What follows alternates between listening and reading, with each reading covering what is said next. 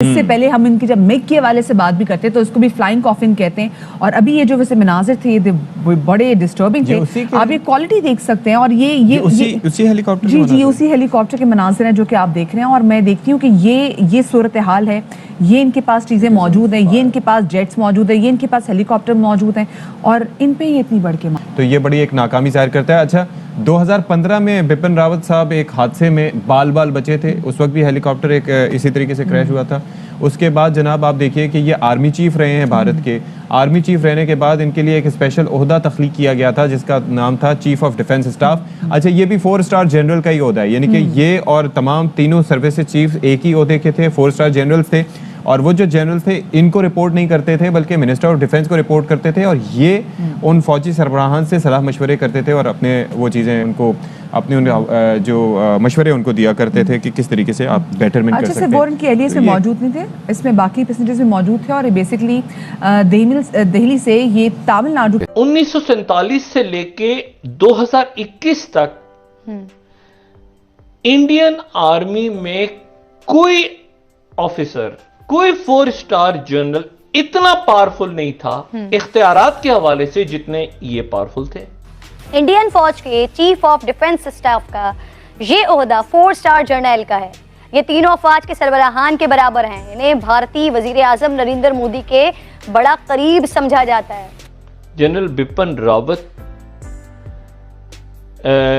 जो है उनके लिए भारत के का जो आर्मी एक्ट या उनका आइन है उसमें तरमीम की गई की तरफ जो है ये जा रहे थे। नमस्कार दोस्तों, देश के पहले चीफ ऑफ डिफेंस स्टाफ यानी सीडीएस जनरल बिपिन रावत की पिछले साल दिसंबर में तमिलनाडु के कुन्नूर के पास एक हेलीकॉप्टर दुर्घटनाग्रस्त होने से मौत हो गई थी। इसके बाद से सीडीएस का पद खाली था और तब से ही देश के दूसरे सीडीएस की नियुक्ति का इंतजार किया जा रहा था। इस हेलीकॉप्टर हादसे में जनरल बिपिन रावत, उनकी पत्नी समेत 13 लोगों की मौत हो गई थी। जनरल बिपिन रावत को सेना प्रमुख के पद से रिटायर होने के बाद देश का पहला चीफ ऑफ डिफेंस स्टाफ की नियुक्ति किया गया था। इस दुर्घटना के बाद बहुत से पाकिस्तानियों ने इस न्यूज को ट्रोल भी किया था, लेकिन अब इंडिया के दूसरे सीडीएस की नियुक्ति कर दी गई है। भारत सरकार ने लेफ्टिनेंट जनरल अनिल चौहान को अगले सीडीएस के रूप में नियुक्त किया है। ये भारत सरकार के सैन्य मामलों के विभाग में सचिव के रूप में भी कार्य करेंगे। इससे पहले जनरल बिपिन रावत इस पद पर तैनात थे, जिनकी एक दुर्घटना में मौत हो गई थी। बिपिन रावत पहले व्यक्ति थे जिन्हें इस पद पर चुना गया था। केंद्र सरकार ने जून में नोटिफिकेशन जारी करके देश के अगले चीफ ऑफ डिफेंस के पद पर नियुक्ति के लिए तीनों सेनाओं से यानी कि थल सेना, नेवी और एयरफोर्स के नियमों में बड़ा बदलाव किया था। देश के पहले सीडीएस जनरल बिपिन रावत के हेलीकॉप्टर हादसे के बाद ये पद खाली पड़ा हुआ था। पूर्व सीडीएस जनरल बिपिन रावत के हवाई दुर्घटना में निधन के बाद अब नए सीडीएस की नियुक्ति पर मंथन हो रहा था और अब केंद्र ने इस पर मुहर भी लगा दी है। भारत के नए सीडीएस ने संयुक्त राष्ट्र मिशन में भी काम किया है। 31 मई 2021 को भारतीय सेना से रिटायर होने के बाद भी वे राष्ट्रीय सुरक्षा और रणनीतिक मामलों में अपना योगदान देते रहे हैं। वे राष्ट्रीय सुरक्षा परिषद कार्यकाल में भी कार्यरत थे।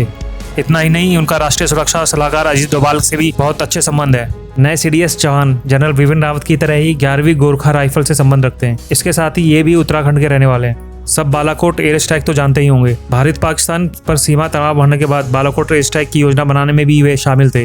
लेफ्टिनेंट जनरल अनिल चौहान पिछले 31 मई को 40 साल की सेवा के बाद general officer commanding in chief पूर्वी कमान के पद से रिटायर हुए थे। सीडीएस का इन तमाम ओहदों पे इनकी जो इन्होंने जो अपनी तरक्की की फौज में, वो वजीर आजम नरेंद्र मोदी के दौर में की।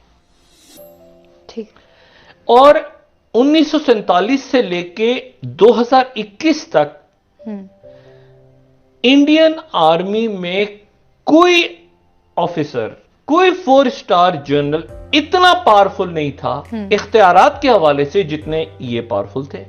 आप ये समझे कि ये जो हैं ये आर्मी चीफ भी थे, ये एक ऐसी जगह पे थे जो आप समझे कि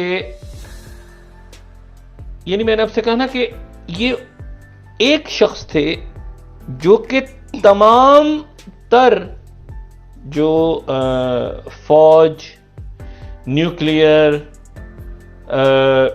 यानी एनएसए भी कुछ नहीं थे इनके सामने।